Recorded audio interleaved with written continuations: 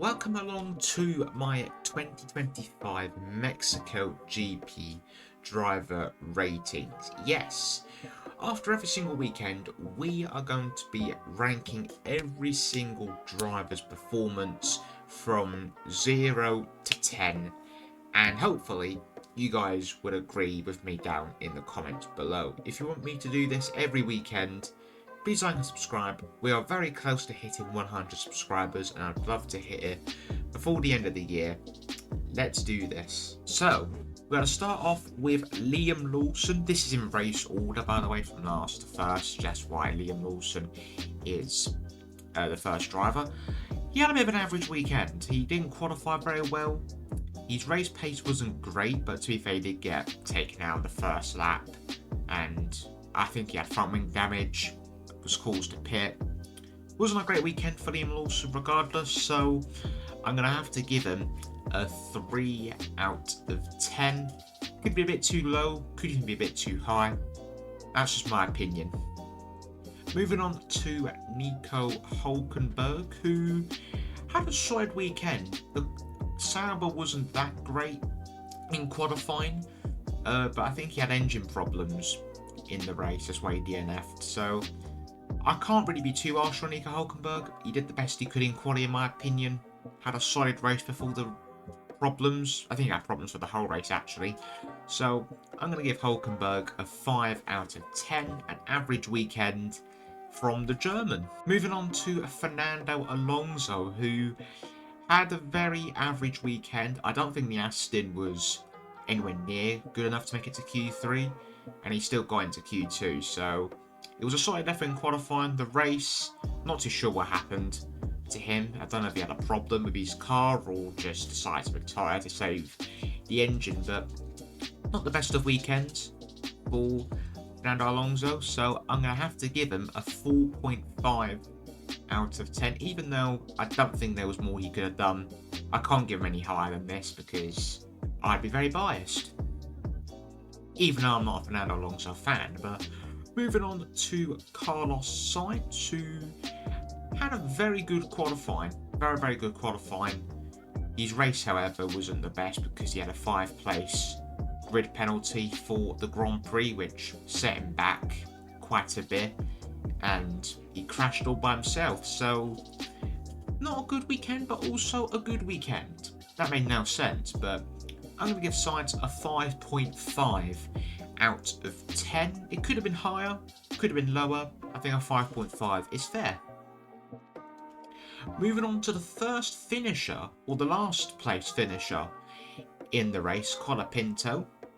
Just very far off his teammate in terms of pace. Last in quali, as you could see, 16th, basically last in the race. Not a great weekend, so I'm going to have to give Colapinto a 3 out of 10, just far off his teammate, as per usual at the moment. Moving on to the second Alpine of Pierre Gasly, who, for the car standards, I don't think he did too bad, considering the Alpine is just shocking at the moment. Finished 15th, technically second to last. Bit of a bad weekend for the Alpines, but I'm going to give Gasly a 4.5 out of 10. Could easily have been a 4, could have easily been a 5. I think a 4.5 is just about right. Moving on to Lance Stroll. Bit of a bad weekend for Lance Stroll. Very far off his teammate in terms of quali pace. His race pace wasn't too bad, but I think it was mainly because Alonso had problems during the race. So I'm going to have to give Lance Stroll a 3 out of 10, just very far off his teammate. Moving on to Hadjar. Now, I think he did a very good job in qualifying. I think the Racing Bulls wasn't quite there in terms of speed. He could have got 8th, could have even got 7th, but I think 9th was a good result. Race pace wasn't the greatest, I don't think, for the car. Again, we didn't have his teammate to compare, so it's a bit hard to rank Hadjar. But what we did see, I think he was very good. I'm going to give him a 6 out of 10. Another solid weekend from the Frenchman. Moving on to Alex Albon. I did kind of muck up his little photo frame here there, but it's absolutely fine. But very bad weekend from Albon standards. Got beat by his teammate in qualifying. I'm not too sure there was a problem with his car, but the race was a bit better. Made up a couple of positions, made some solid moves. So I'm going to give Albon a 4 out of 10, just very far off his teammate. And if it wasn't for Sainz crashing, he probably would have been behind him as well in the race. Just not a good weekend from Alex Albon. Moving on to Yuki Tsunoda, and in my opinion, I think he was very, very underrated this weekend. He was only 2 tenths off his teammate in qualifying, still was 11th, but 2 tenths in ain't bad compared to Max Verstappen, but his race was decent as well. He was only lapping about 2 tenths slower in clean air than Verstappen. I think it was a very decent weekend, even though he didn't score any points, and plus they mucked up the pit stop when he came into the pit, so I'm going to have to give Tsunoda a 6 out of 10. Very solid weekend from him, and hopefully he can keep building on these good performances at the moment. Moving on to Gabriel Bortoleto. Solid weekend again, not the best qualifying, very good race. Scored a point for the Sauber team again, who are having a very underrated season in my opinion. Very solid race pace. So I'm going to have to give him a 6.5 out of 10. Another solid weekend from Bortoleto as he heads into his home Grand Prix. Moving on to Esteban Ocon, who had a very good weekend in my opinion. Wasn't far off his teammate in qualifying in Q2. He was only about a 10th off, but still wasn't quite good enough. The race helped his teammate get a P4. Got double points for the team, which is useful for their battle for 6th place in the Constructors. So I'm going to have to give Ocon a 7 out of 10. A very good weekend from him, and hopefully he can continue building on this performance. Moving on to Lewis Hamilton, who got a bit unlucky this race. Very unlucky. Could have easily have got his first podium for Ferrari if he didn't get his penalty, which I will go into a bit more detail in there in a future video, which will be an next video. But qualifying was very good. Only a 10th off the qualifying master, as they say. The race was decent. He had damage as well. Very good weekend for Hamilton. Going to give him a 7.5 out of 10. I know he got a penalty, but if it was for the first lap, he probably would have got a podium, but it is what it is. Moving on to George Russell, who again had a very solid weekend as per usual.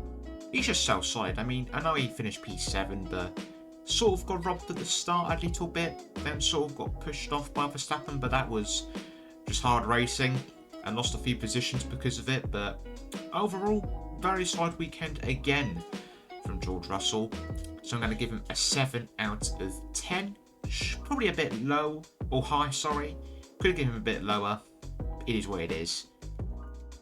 Moving on to Antonelli, who probably had one of his best weekends of his F1 career. Beat his teammate. I know he technically got gifted it, but he gifted Russell the position and Russell gave it back. But was in the right position at the right time. Got P6, solid points for Mercedes. So I'm going to give Antonelli a 7.5 out of 10. It was a very solid weekend from Antonelli. Moving on to Oscar Piastri, who had a very bad qualifying, but made up a solid recovery in the race. It was very hard to overtake during the Grand Prix, so the fact he even gained some positions is a decent recovery drive. And in qualifying, apparently he lost 4 tenths in 3 corners, and he was about half a second off.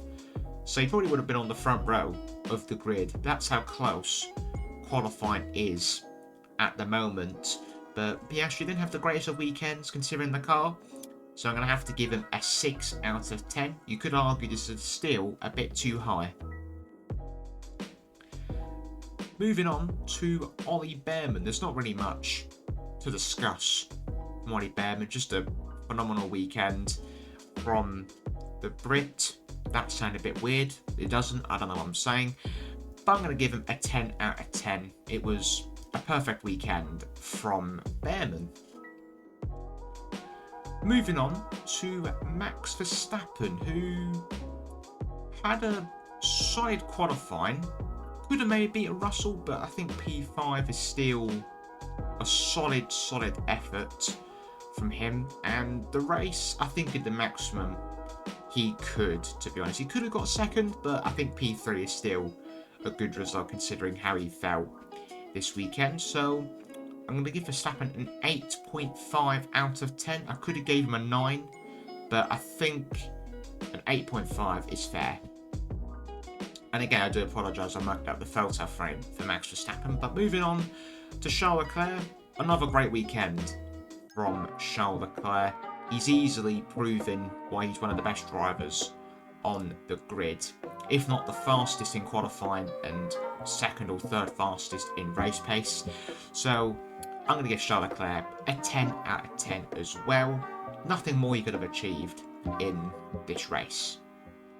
And last but not least, Lando Norris, who had another phenomenal weekend. I thought he was really good last weekend. This weekend he was even better, dominated from basically practice 2 onwards. A phenomenal weekend. So for me, it's a 10 out of 10 for Lando Norris. If I was allowed to give an 11 to someone, it would be Norris. He maximised every single session. Just phenomenal all weekend. But that is it for my driver ratings. I hope you guys enjoyed. Let me know down in the comments, what are your driver ratings for the 2025 Mexico City Grand Prix? And I'll catch you guys for a new video coming soon.